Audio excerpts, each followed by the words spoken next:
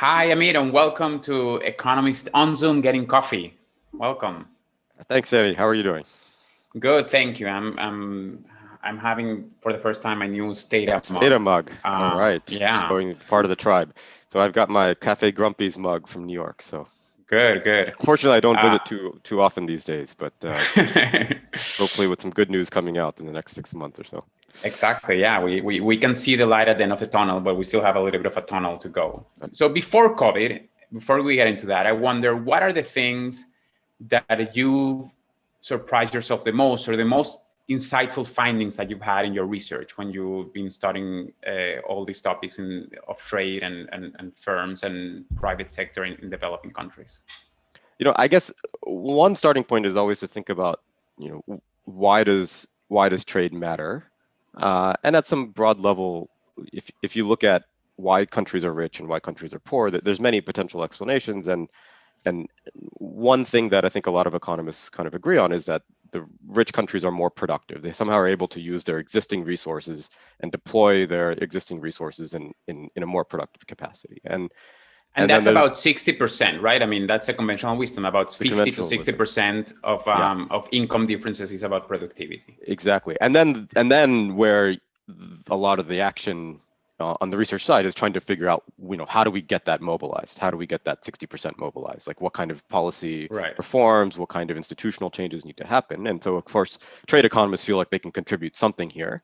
And I guess, that's always been my interest in trade. Trade is kind of, I it's something, I grew up in the U.S., but I would go to India where my family was from Mhm. as a young child, and I remember carrying bags of toys and so forth, over to India when we would visit my relatives, and then we would bring, food and other kind of items back on the way home, and that was simply because there were trade barriers. That's a very good trade. Toys for Indian It's food, a it's a American toys very for Indian food. It's a it's a great. very good trade. And in fact, my one of my best examples for this is the Bush administration's nuclear deal that they signed with India back then was basically a mangoes for nuclear arms, or nuclear arms deal, which is somehow, Got it. given my love of mangoes, seems like a nice trade. Yeah, so it seemed kind of first order. I could sort of relate to that. And one of the things I noticed, for instance, when I was growing up and going to India, is that you would go to manufacturing, or you would see on the manufacturing firms on the side of the road, and many of them would say the word export quality. And it somehow seemed like, I mean, maybe you've seen this in other countries as well. So it somehow seemed like, that seemed to be like the way that they marketed themselves to potential buyers or whatever on the street, was that they had some high quality product relative to, and the implicit was relative Right. to my competitors. So this notion of product quality always seemed kind of important to me. Is like, that seems like a barrier to get into the market. And then how do firms are able to upgrade themselves in that sense? And so a lot of my earlier work was trying to figure out, how do we measure that quality? And like, is it true that uh, developing countries export lower quality than richer countries? Because in general, like, we see the prices are lower typically, but the prices may Right. be lower because the production costs are lower as well. And so, if I buy something in Norway, it's expensive, but it doesn't necessarily mean that it's higher quality. And so Right. my earlier work is trying to figure out, like, is this basic notion of differences in quality across countries, is that something that's actually true, like in the data? And so what I tried What's to the do is, answer? yeah, the basic answer is that it is like, in general, you do see this correlation between the how rich a country is and the quality of their goods. So when you put these components together, I wonder what's the path. This is a big question, right? But what's the path to development? Yeah, Is it, of course, higher productivity allows you to do more quantity. It also allows you, maybe to some extent, to do more quality. I think you've shown hmm that in your research. What is it that you think firms or countries should be aiming to in terms of capturing bigger markets? the way that we've tried to address this, at least in one project, and this is some joint work with David Atkin, who's at MIT, and Adam Osman, who's now at University of Illinois, which is more to think about the demand side. And so, as a trade economist, you often think about market size, like that's like the thing that's going to drive the incentives to invest. And so we we designed an experiment to sort of test this idea. So the experiment was going to be to approach a subset of manufacturers in a particular location producing a particular type of good, and give half of them the opportunity to produce products for the export market. And this export market was going to be different from the local market in the sense that, you know, you try to get an export market in an advanced country. And then the basic idea is then we'd have this intervention, and we could check how the differences kind of evolve. Which industry was this? Yeah, so this was industry. Yeah, so we ended up settling on a manufacturers of rugs in Lower Egypt, which is actually the northern part of Egypt. And it's a kind of a nice setting because everyone is basically doing and manufacturing rugs in a very similar way. And it's a product that potentially can be exported overseas, which this industry, it's a cluster in this town, wasn't too integrated, I would say. In fact, some of the only exports that they were doing were to Israel, so kind of local exports. And what's nice about this industry is that you could potentially measure the quality very accurately. So these are handmade rugs. They're produced on a wooden loom. And then if you lie the rugs after they're produced on a floor, you could see like, does the rug kind of curve upward, or does it lie flat, or how many waves does it have? So you can get these measures of quality, things that this method that I was mentioning earlier would never be able to assess. Right. But what was more interesting was that we do have a series of evidence showing that the people who simply get exposed to this kind of export order, they do end up learning how to produce better quality rugs. And it's in part because of information flows that are being passed from the buyer to this intermediary who is responsible for sourcing. And it would be things like, look, the last rug you sent was too wavy. This means that you're packing the things too tightly. Or, so that's kind of like an example of how to actually make a higher quality rug. Or the buyer would say, look, after 6 months, the edges of the rug are fraying, and I'm sitting in Germany. I can't sell this rug at 1,000 euros a rug to someone if the things are going to fray after 6 months. And that's sort of telling the producers what part of quality the foreign market really values, right? Because it's not as valuable on the Egyptian market. And you can see this information flow kind of going down to the producer. So you can see this learning curve going on. You're telling me this story, and I can't stop thinking about a parallel or a similar story that happens with multinationals when they go to a developing country, in most cases, that they help their suppliers become more productive by giving them feedback and helping them in the supply chain. This is a kind of what trade economists often call this learning by exporting.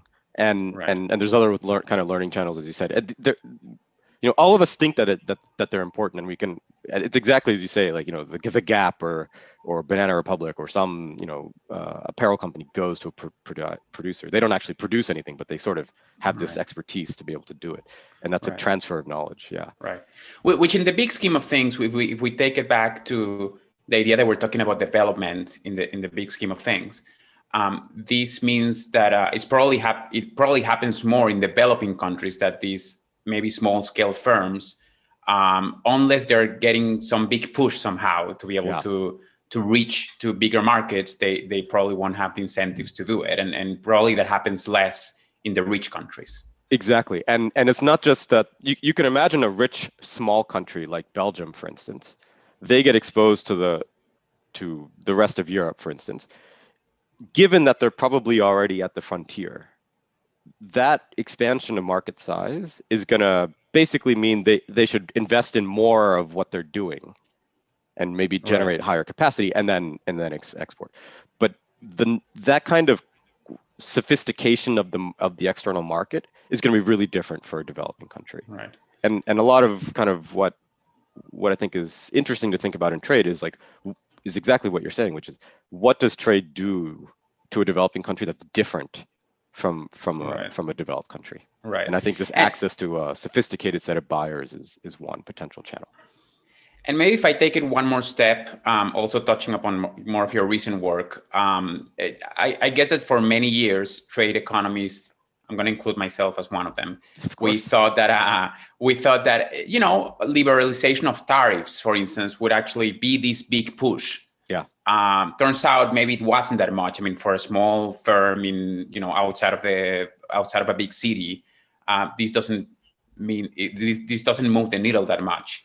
And there's maybe the need for there are these prevalent market failures, and maybe there's the need for a government to step in with public policy to help them. Does that sound accurate to you? Yeah, I think so many developing countries have gone through large liberalization processes, and the experiences have been quite varied. And we know the stories of China, we know the stories of India, where you've seen kind of a big boom, but really the boom has come from formal sector firms, and there's a large number of informal firms, which is kind of what you're talking about. And I think this idea of kind of where the margins of adjustment occur and why don't they really occur kind of fully down the chain, I think are questions we're still sort of trying to grapple with. Like, are there complementary reforms, or what is the one idea that's often there is that in order to take advantage of the subset of firms that are doing really well, labor and capital need to reallocate towards those firms. But then that reallocation process is really costly on an individual. For instance, they may be switching locations, they may be switching sectors. That transition process may just be infeasible if the level of their education is relatively low. And so I think there is kind of more of a discussion now to think about complementary reforms that might be important to help kind of generate to ensure that there are in fact gains. Like I'll give you one example. This is actually related to something I'm working on now. So there's this, you mentioned this earlier, like this idea that when foreign companies come into a country, there's this hope that they're gonna improve the efficiencies of the firms that they're operating, but then all of the people and the other firms that supply to them and so forth. This kind of what trade economists will call positive spillovers from foreign investment. A few years ago, this is back 5 years ago, the Myanmar government created their first special economic zone. So special economic zones are used by many countries. The Myanmar government had been largely closed for 50, 60 years, and embark on a fairly large economic and political liberalization. They create a special economic zone, attract foreign multinationals in there, and they asked, this was through the International Growth Center. The International Growth Center, it's an organization that I have an affiliation with, to evaluate the benefits of this zone. Like, are there in fact these knowledge transfers kind of happening? Like, we just made these massive investments in infrastructure. Like, what's the return on this investment?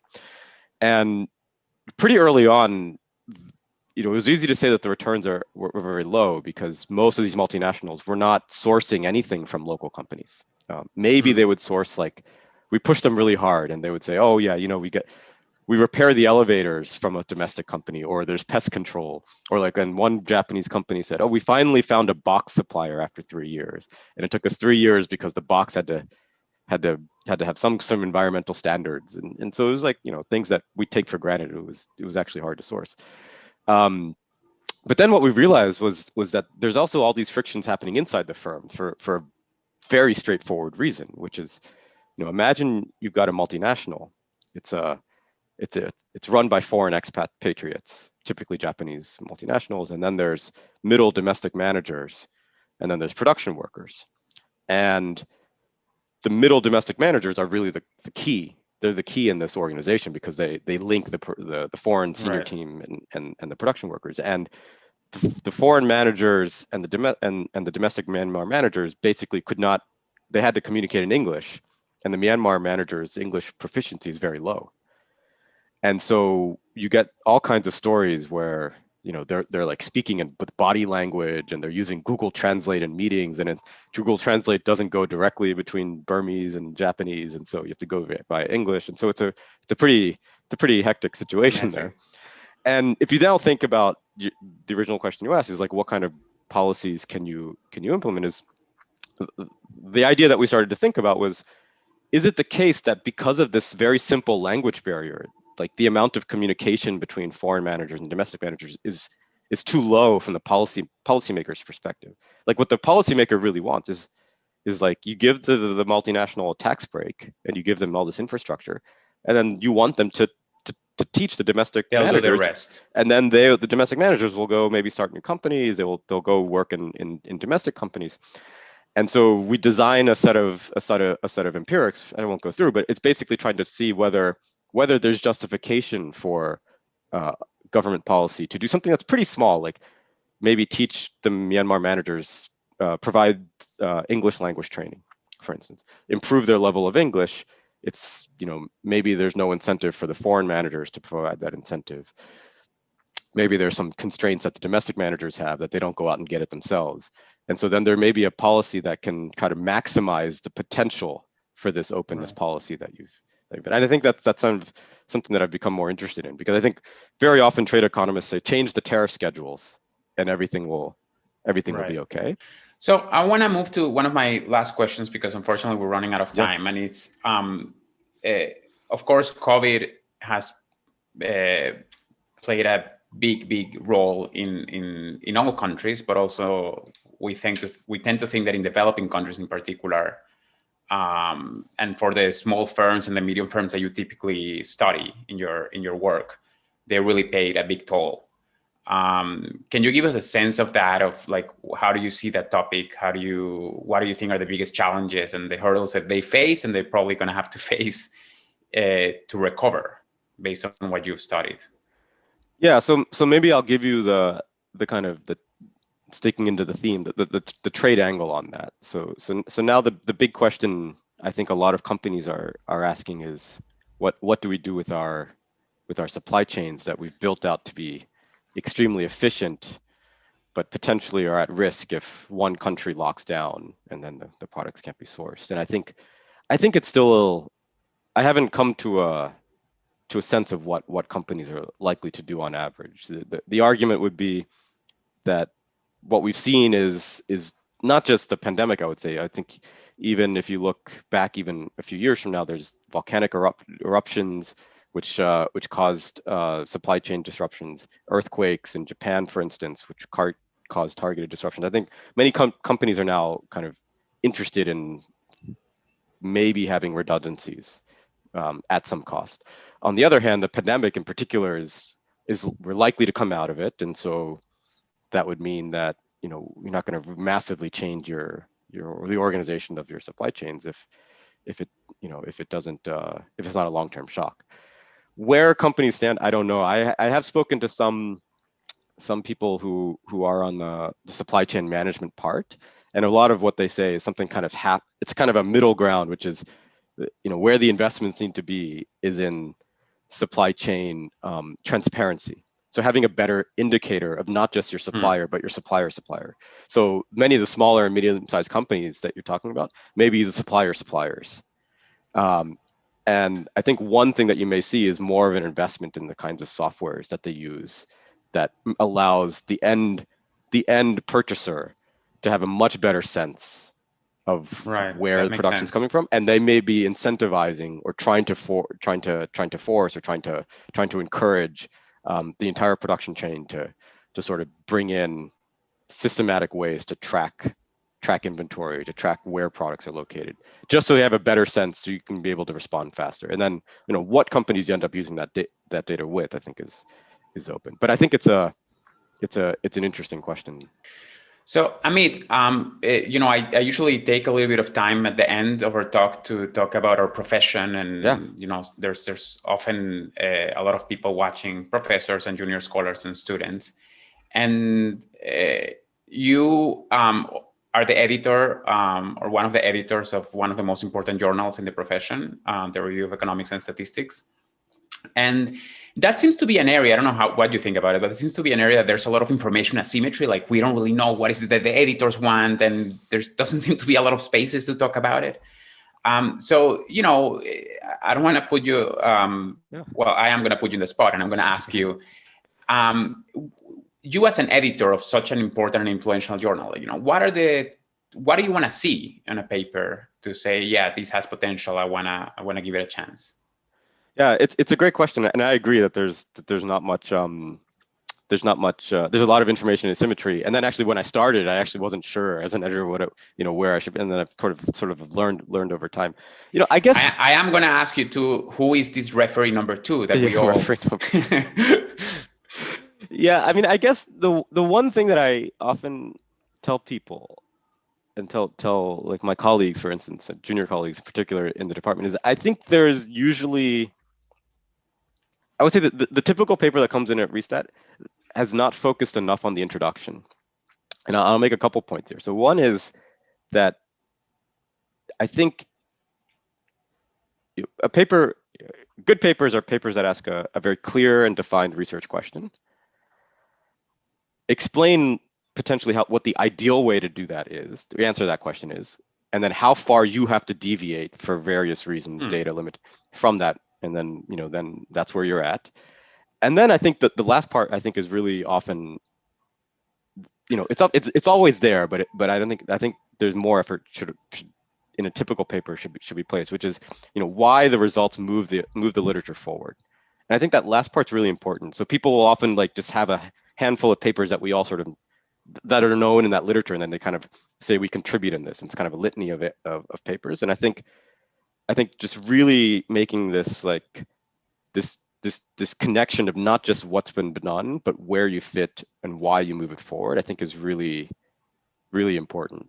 And I would say that most introductions, I do this in my own papers, we rewrite them 20 times, because your views evolve like as you write the whole paper and you present. And I think that's an investment where I think people should be spending more time on. Is you have five pages in the beginning to really make a case for your paper, and make the case for the paper, because the rest is most of the papers that come through we think are I think are going to be executed pretty well. Like people are going to run the regressions, people are going to cluster their standard errors, like these are all sort of known things. But I think kind of helping an editor in particular, like if you're not in the field, like for me that's if I handle a paper in an environment, for instance, like the introduction is really important because I just don't know where things are, but it helps me assess. And then I guess the other point I'll make is I generally think that papers are too long, and kind of having things that are focused and not showing every possible outcome that can move with your shock that you have. I'm not sure that helps the arguments typically. I think focus papers on a fairly narrow set of things are, but maybe I'm revealed this way because with Rima Hanna, who's the co-chair at Restat, we've launched the Restat short papers, which are actually quite fun to edit because precisely you have so much space to make a defined point, and I've been finding that not much is lost when you go towards a shorter paper. Like it's right. I guess that a follow-up question is like how much of that the idea that papers are very long is a demand-driven or a supply-driven phenomenon. Like people often tend to try to add every possible explanation, not to be just called out by a reviewer on something, and just like eliminate the paper just because you didn't do this simple regression, right? Yes, and at Restat we often get papers that maybe have missed out at the top journals, but so they've already gone through a round of responses and so forth. And so it is true that a lot of it is demand driven. Now, so then the advice I often the other side of that coin is not just advice from authors, but advice for referees, which is that I think there's a lot of hand-holding that referees often try to impose on authors, and I'm not sure that that's useful. Like we can have two models for how results get out there. One model is the perfect paper, and then the other model is the short paper that's not perfect, but there's just a lot more of them. And some fields in sciences in particular have taken that option of having short papers. And if it's wrong, it's wrong. There's no malice, no intentions imposed on someone that they did it deliberately. But over time, you can get the right answer over time. And I guess I sit more closer on that front, which is that and that would then mean a shift in refereeing, because again, especially for an editor handling a paper outside of the field, you do rely on the experts, and so space in a journal is unlimited. You can I can accept more papers, probably fine, but often the constraint is the referees who are telling me, no, this is clearly below the bar because of X, Y, and Z, and then there's 9,000 reasons, and I think there's Right. so it's kind of two sides of the same coin, I guess. Yeah. Well, that's great advice. I hope I took note of it. And I want to thank you for your time and for having such a great conversation and all those insights. And we're going to be on the lookout for your future research and all these that I think is going to continue to be super relevant. Thank you very much, Danny. This is quite fun. Of course. Thank you. Thanks.